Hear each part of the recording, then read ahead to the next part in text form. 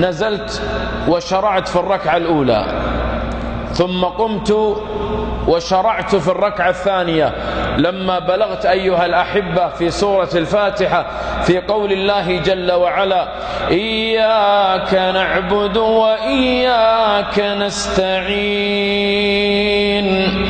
إياك نعبد وإياك نستعين. هنا أيها الأحبة سقط رجل في وسط المسجد، وأكملت الصلاة وسلمت.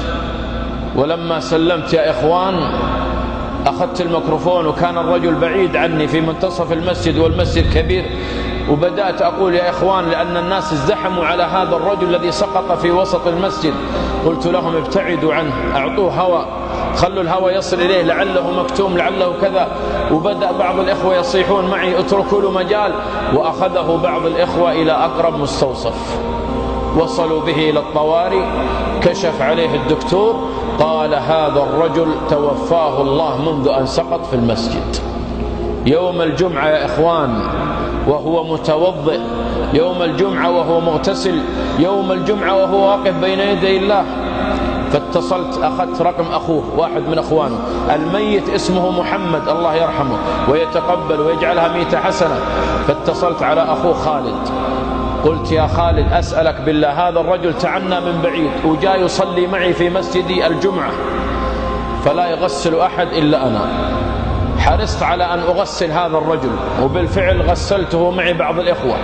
وبعدين يا أخوان ذهبت إلى العزاء وأخذت خالد على جنب، قلت له: يا خالد، أسألك بالله، ما هو أرجى عمل ترجوه لأخيك أن يموت هذه 100 الحسنة؟ فقال خالد: يا شيخ، والله إحنا مجموعة أخوان وفي عندنا أخوات، لكن والله يا شيخ أن محمد هذا أبر واحد بالوالدة، أبر واحد بأمي، كان يمر عليها كثير ما يتركها، كل يوم يتفقد حوائجها، يتفقد كل شيء تحتاجه. يقول من ضمن كلامه، يقول: والله يا شيخ، حتى الشامبو الذي تغسل به رأسها يتفقده، الصابون التي تغتسل بها، المشط الذي تمشط به رأسها، البخور الذي تتبخر به، كل شيء يتفقد الوالدة. يقول: حتى من البن والهيل والقهوة ما يترك عنها شيء، كان بارا بأمه وكانت تدعو له كثير. قلت: بسبب هذا كسب 100 الحسنة.